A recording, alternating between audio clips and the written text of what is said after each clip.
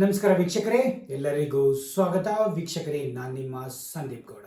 ವೀಕ್ಷಕರೇ, ಈ ವಿಡಿಯೋದಲ್ಲಿ ಒಂದು ರಾಕ್ಷಸ ತಾಳ ಮತ್ತು ರಾಕ್ಷಸ ಸರೋವರದ ಬಗ್ಗೆ ಪ್ರತಿಯೊಬ್ಬರಿಗೂ ಇನ್ಫಾರ್ಮೇಶನ್ ತಿಳಿಸ್ಕೊಡೋಣ ಅಂತ ವೀಕ್ಷಕರೇ. ಏನಕ್ಕೆ ಅಂದರೆ, ಈ ರಾಕ್ಷಸ ಸರೋವರ ಅಂತ ಆ ಲೇಖಿಗೆ ಏನಕ್ಕೋಸ್ಕರ ಕರೀತಾರೆ, ಈ ರಾಕ್ಷಸ ಸರೋವರ ಬರೋದು ಎಲ್ಲಿ, ಆ ರಾಕ್ಷಸ ಸರೋವರಕ್ಕೆ ಹೋದರೆ ಏನಕ್ಕೆ ಯಾರು ಬದುಕಿ ಬರಲ್ಲ, ಆ ರಾಕ್ಷಸ ಸರೋವರಕ್ಕೆ ಹೋದರೆ ತುಂಬ ಜನ ಮೇಲೆ ನೆಗೆಟಿವ್ ಎನರ್ಜಿ ಬರುತ್ತೆ ಮತ್ತು ತುಂಬ ಒಂಥರ ಮನುಷ್ಯರಿಗೆ ದೆವ್ವಗಳು ಹಾಕೊಂಡಿರೋ ರೀತಿಯೇ ಆಗುತ್ತಂತೆ ವೀಕ್ಷಕರೇ. ಅದು ಎಲ್ಲಿ ಬರುತ್ತೆ, ಅದಕ್ಕೆ ಏನಕ್ಕೋಸ್ಕರ ಆ ತಾಳಕ್ಕೆ ಆ ಥರ ಹೆಸರು ಬಂದಿದ್ದು, ಅದಕ್ಕೆ ಇವನ್ ಇದು ಅದು ಸರೋವರನು ಅರ್ಧ ಚಂದ್ರಾಕಾರದಲ್ಲಿದೆಯಂತೆ. ಅದು ಹೇಗೆ, ಅದನ್ನು ಏನಕ್ಕೋಸ್ಕರ, ಚಂದ್ರನೊಂದಿಗೆ ಏನು ಒಡನಾಟ, ಆ ಏನಕ್ಕೋಸ್ಕರ ಅದಕ್ಕೆ ಅಂತ ರಾಕ್ಷಸ ಸರೋವರ, ಅಷ್ಟು ಪ್ರಾಣಿ ಪಕ್ಷಿಗಳು ಏನೂ ಅಲ್ಲಿ ಜೀವಿಸಲು ಆಗದೇ ಇರೋ ಅಂಥ ಪ್ಲೇಸು.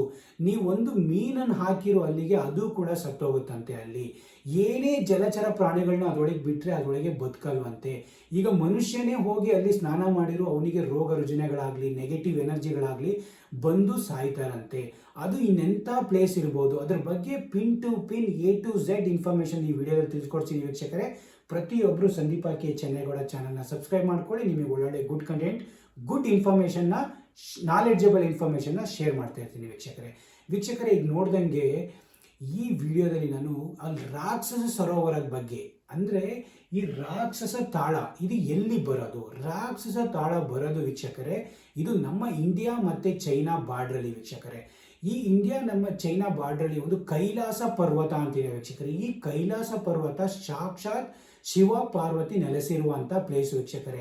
ಈ ಪುಣ್ಯ ಸ್ಥಳಕ್ಕೆ ಪ್ರತಿ ಜೀವಿತಾವಧಿಯಲ್ಲಿ ಯಾರು ನಮ್ಮ ಪ್ರತಿಯೊಬ್ಬರು ಹೋಗಿ, ಹಿಂದೂಗಳಾಗಲಿ, ಜೈನರಾಗಲಿ, ಬೌದ್ಧರಾಗಲಿ, ಸಿಖ್ರಾಗಲಿ, ಟಿಬೆಟಿಯನ್ಸ್ ಆಗಲಿ ವಿಸಿಟ್ ಮಾಡ್ತಾನೆ ಇರ್ತಾರೆ ನಮಗೆ ಪುಣ್ಯ ಸಿಗೋಕ್ಕೋಸ್ಕರ. ಅಂದರೆ ಅಲ್ಲಿ ಹೋದರೆ ನಿಮಗೆ ಸಾಕ್ಷಾತ್ ಶಿವ ಪಾರ್ವತಿನೇ ಆಶೀರ್ವಾದ ಮಾಡಿದಷ್ಟು ಇದಾಗುತ್ತೆ ವೀಕ್ಷಕರೇ. ಅದು ನಿಮಗೆ ಸಾಕ್ಷಾತ್ ಶಿವ ಪಾರ್ವತಿನೇ ಆಶೀರ್ವಾದ ಮಾಡ್ತಾರಂತೆ ವೀಕ್ಷಕರೇ ಅಲ್ಲಿ ಹೋದರೆ. ಮತ್ತು ಅಲ್ಲಿ ಹೋಗಿ ನೀವು ಮಾನಸ ಸರೋವರದಲ್ಲಿ ಪುಣ್ಯ ಸ್ನಾನ ಮಾಡಿದರೆ ನೀವೇನು ಅಂದ್ಕೊಂಡಿದ್ರೋ ಪ್ರತಿಯೊಂದು ಆಗುತ್ತೆ. ಮತ್ತು ಸಾಕ್ಷಾತ್ ಶಿವ ಪಾರ್ವತಿನೇ ಆ ಪುಣ್ಯ, ನೀವು ಏನೇ ಮಾಡ್ಕೊಂಡಿದ್ರೋ ಆ ಪುಣ್ಯ ಅಲ್ಲಿ ಹೋಗಿ ಸ್ನಾನ ಮಾಡಿದ್ರೆ ಎಲ್ಲ ಕಳೆದೋಗಿ ನಿಮಗೆ ಪುಣ್ಯ ಸಿಗುತ್ತೆ ವೀಕ್ಷಕರೇ. ಹಾಗಾಗಿ ಪ್ರತಿಯೊಬ್ಬರು ಈ ಕೈಲಾಸ ಪರ್ವತಕ್ಕೆ ಹೋಗ್ತಾರೆ ಮತ್ತು ಅಲ್ಲಿ ಹೋಗಿ ಆ ಮಾನಸ ಸರೋವರದಲ್ಲಿ ಹೋಗಿ ಸ್ನಾನನೂ ಮಾಡ್ತಾರೆ ವೀಕ್ಷಕರೇ. ಅಲ್ಲೇ ಮಾನಸ ಸರೋವರದಿಂದ 2-3 ಕಿಲೋಮೀಟರ್ ದೂರದಲ್ಲಿ ಬರೋದೇ ಈ ರಾಕ್ಷಸ ತಾಳ ವೀಕ್ಷಕರೇ. ಇದು ಒಂದು ಲೇಕು. ಇದಕ್ಕೇನಕ್ಕೆ ರಾಕ್ಷಸ ತಾಳ ಅಂತ ಹೆಸರು ಬಂದಿದ್ದು ಅಂದರೆ ವೀಕ್ಷಕರೇ, ಇದು ರಾಕ್ಷಸ ತಾಳ ನೋಡೋಕ್ಕೆ ಅರ್ಧ ಆಕಾರದಲ್ಲಿದೆ ವೀಕ್ಷಕರೇ. ಇದು ಚಂದ್ರನೊಂದಿಗೂ ಒಂದು ಸ್ವಲ್ಪ ನಂಟನ್ನು ಹೊಂದಿದೆ ವೀಕ್ಷಕರೇ. ಹಾಗಾಗಿ ಇದನ್ನು ಕರಿಬೇಕಾದ್ರೆ ರಾಕ್ಷಸ ತಾಳ ಅಥವಾ ಚಂದ್ರನ ಲೇಕು, ಚಂದ್ರೋದಯ ಲೇಕು ಅಂತ ಕರೀತಾರೆ ವೀಕ್ಷಕರೇ. ಇದು ಏನಕ್ಕೆ ರಾಕ್ಷಸ ತಾಳ ಅಂತ ಬಂದಿದ್ದು ಅಂತ ವೀಕ್ಷಕರೇ, ಒಂದು ಹಿಸ್ಟ್ರಿ ನೋಡೋಣ ವೀಕ್ಷಕರೇ. ಈಗ ರಾಮಾಯಣ ಕಾಲದಲ್ಲಿ ರಾವಣ ಶಿವನಿಗೋಸ್ಕರ ತಪಸ್ ಮಾಡಬೇಕು ಅಂತ ಕೈಲಾಸಗಿರಿಗೆ ಹೋಗಬೇಕಾದ್ರೆ ಅಲ್ಲಿ ಈ ಮಾನಸ ಸರೋವರ ಪಕ್ಕದಲ್ಲಿರೋ ಲೇಕಲ್ಲಿ ಸ್ನಾನ ಮಾಡಿಬಿಟ್ಟು ವೀಕ್ಷಕರೇ ರಾವಣನು ಅಲ್ಲಿ ತಪಸ್ ಮಾಡ್ತಾನಂತೆ ವೀಕ್ಷಕರೇ. ಆಗ ತಪಸ್ ಮಾಡಾದ್ಮೇಲೆ ಆ ಲೇಕಲ್ಲಿ ಅವಾಗಿಂದ ರಾಕ್ಷಸ ಗುಣಗಳು ಹೆಚ್ಚಿಗೆ ಆದ್ವಂತೆ. ಮತ್ತು ನೆಗೆಟಿವ್ ಎನರ್ಜಿ, ದೆವ್ವಭೂತಗಳು, ಈಗೆಲ್ಲ ಪ್ರತಿಯೊಬ್ಬರು ಜನಗಳು ಅಲ್ಲಿ ದೆವ್ವಭೂತಗಳಾಗಲಿ ನೆಗೆಟಿವ್ ಎನರ್ಜಿಗಳು ಜಾಸ್ತಿ ಅಲ್ಲಿ ಅಂತ ಯಾರೂ ಹೋಗಲ್ಲ ವೀಕ್ಷಕರೇ. ಈಗ ಚೈನಾ ಅಂತೂ ಅಲ್ಲಿಗೆ ಒಂಥರ ಗೋಡೆನೇ ನಿರ್ಮಿಸಿದೆಯಂತೆ. ಅಲ್ಲಿಗೆ ಪ್ರತಿಯೊಬ್ಬರು ಆ ಲೇಕ್ ಹತ್ರ ಯಾರೂ ಸುಳಿಯೋದೇ ಇಲ್ಲ ವೀಕ್ಷಕರೇ. ಏನಕ್ಕೆ ಅಂದರೆ ಅವನು ರಾವಣ ಅವಾಗ ಅಲ್ಲಿ ಸ್ನಾನ ಮಾಡಿದ್ಮೇಲೆ ಆ ಲೇಕು ಪೂರ ರಾಕ್ಷಸ ಥರ ಕನ್ವರ್ಟ್ ಆಯ್ತಂತೆ. ಅಲ್ಲಿ ಹೋಗಿ ಯಾರೇ ಸ್ನಾನ ಮಾಡಿರೋ ಅವರಿಗೆ ರೋಗ ರುಜಿನಗಳು ಬರೋದಾಗಲಿ, ಮತ್ತು ಅಲ್ಲಿ ಹೋಗಿ ಏನೇ ಅಲ್ಲಿ ಹೋಗಿ ನೀರು ಕುಡಿದ್ರೂ ಅವರಿಗೆ ತುಂಬ ರೋಗಗಳು ಬಂದು ಸತ್ತೋಗೋದಾಗಲಿ, ನೀವು ಏನೇ ಮೀನುಗಳಾಗಲಿ ಜಲಚರ ಪ್ರಾಣಿಗಳಲ್ಲಿ ಹೋಗಿ ನೀರು ಕುಡಿದ್ರೂ ಅವು ಸಾಯೋದಾಗಲಿ, ಮತ್ತು ಇನ್ನೊಂದು ಏನಂದರೆ ಯಾವ ಹಕ್ಕಿ ಪಕ್ಷಿಗಳು ಆ ಕೆರೆ ಹತ್ರ ಸುಳಿಯಲ್ವಂತೆ, ಮತ್ತು ಯಾವ ಪ್ರಾಣಿಗಳು ಅಲ್ಲಿ ಸುಳಿಯಲ್ವಂತೆ, ಮತ್ತು ಯಾವ ಗಿಡಗಳು ಅಂದರೆ ಪರಿಸರ, ನೀವು ಎಲ್ಲಿ ನೀರಿರುತ್ತೋ ಅಲ್ಲಿ ಮರ ಗಿಡಗಳು ಇದ್ದೇ ಇರ್ತವೆ. ಬಟ್ ಇಲ್ಲಿ ಲೆಕ್ಕ ಹಾಕೊಳ್ಳಿ, ಈ ಕೆರೆ ಹತ್ರ ಯಾವ ಮರ ಗಿಡಗಳನ್ನು ಹುಟ್ಟಿಲ್ವಂತೆ ವೀಕ್ಷಕರೇ. ಇನ್ನೆಂಥ ಕೆರೆ ಇರ್ಬೋದು. ತುಂಬ ವಿಜ್ಞಾನಿಗಳು ಅಂದರೆ ದೇಶ ವಿದೇಶದಿಂದ ತುಂಬ ವಿಜ್ಞಾನಿಗಳು ಬಂದ್ಬಿಟ್ಟು ಇದನ್ನು ರಿಸರ್ಚ್ ಮಾಡಿದ್ದಾರೆ. ಆದರೂ ಇದರ ರಹಸ್ಯನ ಇದುವರೆಗೂ ಯಾರಿಗೂ ಕಂಡುಹಿಡಿಯೋಕ್ಕಾಗಿಲ್ಲ ವೀಕ್ಷಕರೇ. ಅದಕ್ಕೋಸ್ಕರನೇ ಇದನ್ನ ರಾಕ್ಷಸ ತಾಳ ಅಂತಾನೂ ಕರೀತಾರೆ ವೀಕ್ಷಕರೇ. ಏನಕ್ಕೆ ಅಂದರೆ ಒಂದು ಸೈಡಲ್ಲಿ ನೀವು ಮಾನಸ ಸರೋವರ ಪುಣ್ಯ ಪವಿತ್ರ ಸ್ಥಳ ಇರುತ್ತೆ, ಇನ್ನೊಂದು ಸೈಡಲ್ಲಿ ನಿಮಗೆ ನರಕ ಅಂದರೆ ಸಾವನ್ನ ನೋಡುವಂತಹ ರಾಕ್ಷಸ ಸರೋವರ ಇದೆ ವೀಕ್ಷಕರೇ. ಹಾಗಾಗಿ ನೀವು ಅಲ್ಲಿ ಸ್ವರ್ಗನೂ ತಗೊಬೋದು, ನರ್ಕನೂ ನೋಡ್ಬೋದು ಹೋಗಿ. ಅಂಥ ಪ್ಲೇಸು ಒಂದೇ ಅದು ಕೈಲಾಸ ಪರ್ವತದಲ್ಲಿ ನಿಮಗೆ ನೋಡೋಕ್ಕೆ ಸಿಗುತ್ತೆ ವೀಕ್ಷಕರೇ. ನಾನು ಆಗಲೇ ಹೇಳ್ದಂಗೆ ಇಲ್ಲಿಗೆ ತುಂಬ ಜನ ಟಿಬೆಟಿಯನ್ಸರಾಗಲಿ ಅಥವಾ ಬೌದ್ಧರಾಗಲಿ, ಸಿಖ್ರಾಗಲಿ, ಹಿಂದೂಗಳಾಗಲಿ ಇವರು ತುಂಬಾ ವಿಸಿಟ್ ಮಾಡಿ ತುಂಬಾ ಪ್ರಸಿದ್ಧ ಅಂದರೆ ಶಿವ ಪಾರ್ವತಿ ನೆಲೆಸಿರೋ ಪ್ಲೇಸು. ಅಲ್ಲಿ ಹೋದರೆ ನಿಮಗೆ ಅವರ ಆಶೀರ್ವಾದನೆ ಪಡೆದಂಗೆ ಆಗುತ್ತೆ. ಅಂದರೆ ಎಂಥ ಜನಗಳಾಗಲಿ ನನ್ನ ಲೈಫಲ್ಲಿ ಒನ್ ಟೈಮ್ ಹೋಗಬೇಕು ಅಂತ ಯೋಚನೆ ಮಾಡ್ತಾರೆ ವೀಕ್ಷಕರೇ. ಅಲ್ಲಿ ಆ ಕೈಲಾಸ ಪರ್ವತಗಳು ಅಷ್ಟೇ ವರ್ಷಕ್ಕೆ ಒಂದು ಸರಿ ಎರಡು ಸರಿ ಓಪನ್ ಇರ್ತವೆ ಹೊರತು ಯಾವಾಗಲೂ ಓಪನ್ ಇರಲ್ಲ. ಅಷ್ಟು ಡೇಂಜರಸ್ ಪ್ಲೇಸಸ್ ಅವೆಲ್ಲ.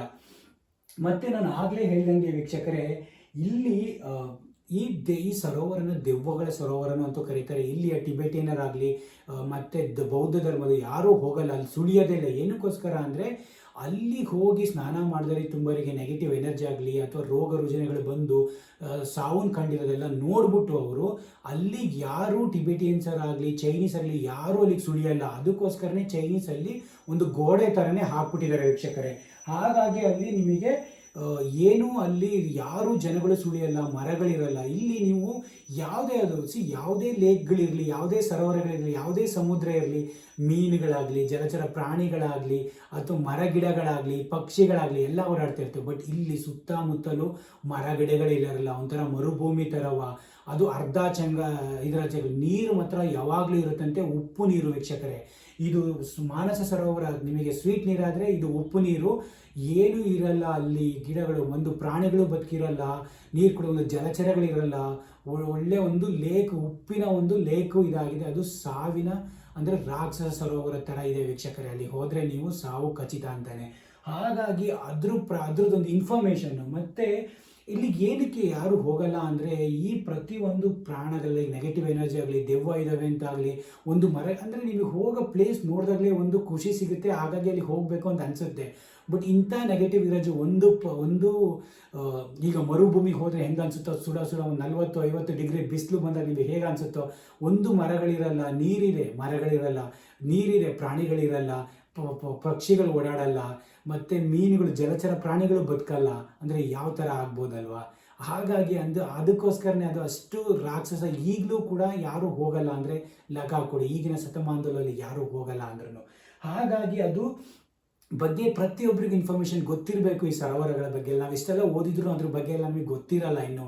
ಹಾಗಾಗಿ ಇದ್ರ ಬಗ್ಗೆ ಇನ್ಫಾರ್ಮೇಷನ್ ಪ್ರತಿಯೊಬ್ಬರಿಗೂ ತಿಳಿಸ್ಕೊಡ್ತಾ ಇದ್ದೀನಿ ವೀಕ್ಷಕರೇ. ಇದು ಬರೋದು ನಿಮಗೆ ಇಂಡಿಯಾ ಮತ್ತು ಚೈನಾ ಬಾರ್ಡ್ರಲ್ಲಿ ವೀಕ್ಷಕರೇ. ಅಲ್ಲಿ ಕೈಲಾಸ ಪರ್ವತಕ್ಕೆ ಯಾರ್ಯಾರು ಹೋಗಬೇಕು ಅಂತಿದ್ರೋ ಇವೆರಡನ್ನೂ ನೀವು ನೋಡ್ಬೋದು. ವೀವಲ್ಲಿ ಇದು ಲೇಕ್ನ ನೋಡ್ಬೋದು. ಬಟ್ ಆ ಹತ್ತಿರಕ್ಕೆ ಹೋಗಂಗಿಲ್ಲ ಈ ರಾಕ್ಷಸ ಸರೋವರಕ್ಕೆ. ಮಾನಸ ಸರೋವರಕ್ಕೆ ಹೋಗ್ಬೇಕಾದ್ರೆ ಪ್ರತಿಯೊಬ್ಬರು ಪುಣ್ಯಸ್ನಾನ ಮಾಡಿಕೊಂಡು ಬರ್ಬೋದು, ನಿಮಗೆ ಪವಿತ್ರತೆ ಸಿಗುತ್ತೆ ವೀಕ್ಷಕರೇ. ಹಾಗಾಗಿ ಅಲ್ಲಿ ಲೇಕ್ ಇದೊಂದು ತುಂಬ ಅಶುದ್ಧವಾದ ಲೇಕ್ ಅಂತಲೂ ಕರೀತಾರೆ ಈಗ. ಹಾಗಾಗಿ ಅಲ್ಲಿ ಯಾರೂ ಸುಳಿಯಲ್ಲ ವೀಕ್ಷಕರೇ. ಹಾಗಾಗಿ ಇದ್ರ ಪ್ರತಿಯೊಂದು ಈ ರಾಕ್ಷಸ ತಾಳದ ಬಗ್ಗೆ ಪ್ರತಿಯೊಬ್ಬರಿಗೂ ಒಂದು ಸ್ಮಾಲ್ ಆಗಿ ಇನ್ಫಾರ್ಮೇಷನ್ನು, ಏನಿದ್ರ ಹಿಸ್ಟ್ರಿ, ಏನಕ್ಕೋಸ್ಕರ ಜನ ಹೋಗಲ್ಲ, ಯಾವುದಕ್ಕೋಸ್ಕರ ರಾಕ್ಷಸ ಸರೋವರ ಆಗಿದ್ದು ಅಂತ ಒಂದು ಹಿಸ್ಟ್ರಿನ ಕ್ಲೀನಾಗಿ ಪ್ರತಿಯೊಬ್ಬರಿಗೂ ಪಿನ್ ಟು ಪಿನ್ ತಿಳಿಸ್ಕೊಡೋಣ ಅಂತ ಒಂದು ವಿಡಿಯೋ ಮಾಡಿದ್ದೀನಿ ವೀಕ್ಷಕರೇ. ಪ್ರತಿಯೊಬ್ಬರು ಲೈಕ್ ಮಾಡಿ, ಶೇರ್ ಮಾಡಿ, ಸಬ್ಸ್ಕ್ರೈಬ್ ಮಾಡಿ. ಏನೇ ಇನ್ಫಾರ್ಮೇಷನ್ ಇದ್ದರೂ ಕಮೆಂಟ್ ಮಾಡಿ ವೀಕ್ಷಕರೇ. ಸಬ್ಸ್ಕ್ರೈಬ್ ಮಾಡೋದಂತೂ ಮರಿಬೇಡಿ. Thank you.